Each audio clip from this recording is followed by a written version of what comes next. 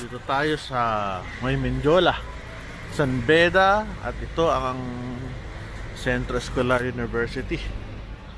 Dito ay dito ako nagtuturo ng medicine. Dito ako naglalakad. Medyo ang ano lang natin dito, minsan nagsasara yung gate ng Menjola, kaya ikot ka doon sa may bandang Nagtahan area. Pero mababeta may mga tao dito. Ang parking ko dapat nagpa-reserve, hindi madali mag-park. Pero kahit mahirap mag-park ko dito, mababeta ang guard. Wala kang kumusta?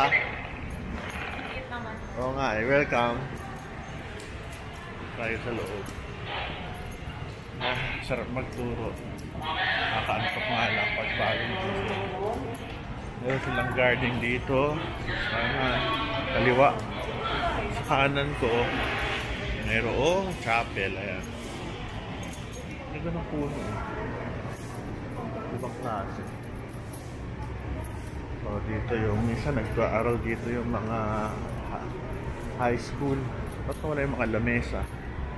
Hala, ba't nawala ang mga lamesa dito?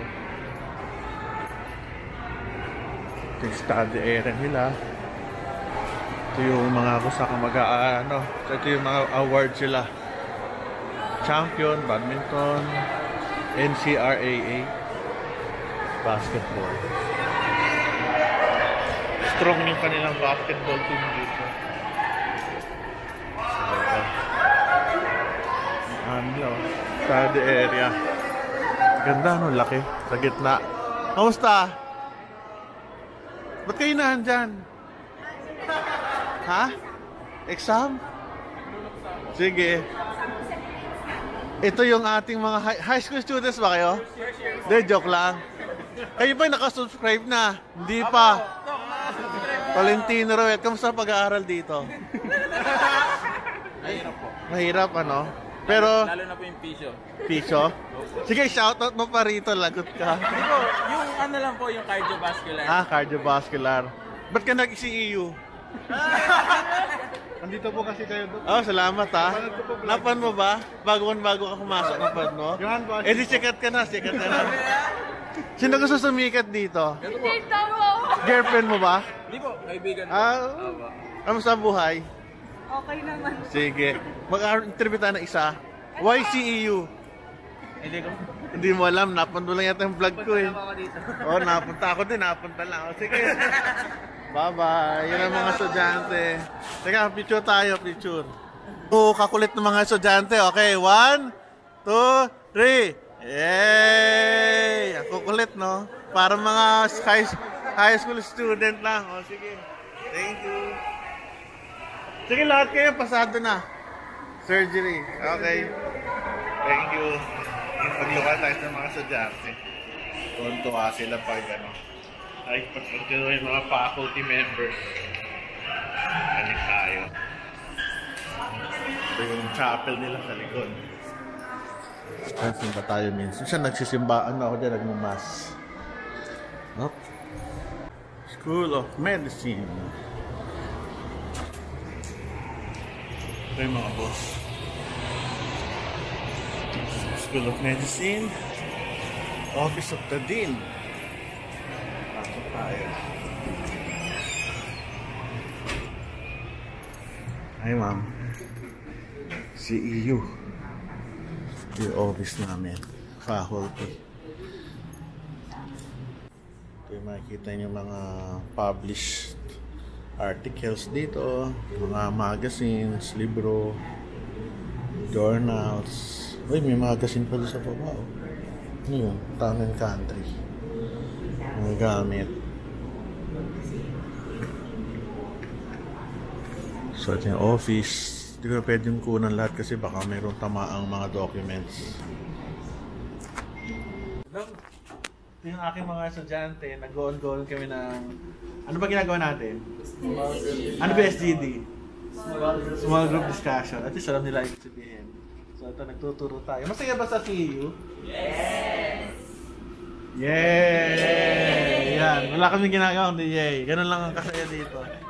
So tatlong grupo to, third year to. Nandun yung isa, nandun yung kabila. So, small group to. Pinag-usapan namin mga kaso ng surgery. Okay ba? Masaya ba kayo? Yes! Ikaw? Yes, Doc. Ikaw? Nangkuto ka pa. Ito, ikaw, Iho. Masaya ka, masaya? Bakit? Masaya. Okay mo bro.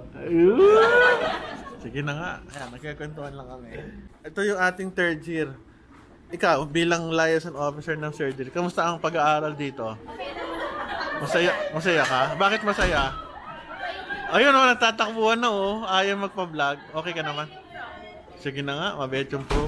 Kamusta yung yung tension ng pag-aaral dito? Hindi naman din masyado kasi nagtutulungan naman din. Yeah, tama. Friendly yung mga prof. Salamat. Okay, very good. Kumakain po sila rito. Oh. Mababait yun, naalok nga ako eh. Siyempre pag kumain ako magagalit. Ay, wala na pala. So dito sila kumakain ngayon. Dahil meron silang may klase doon sa isang kinakainan nila. So yun ang buhay nila. Baon, dito yung binili no? Kasi wooden eh. Magkano yan?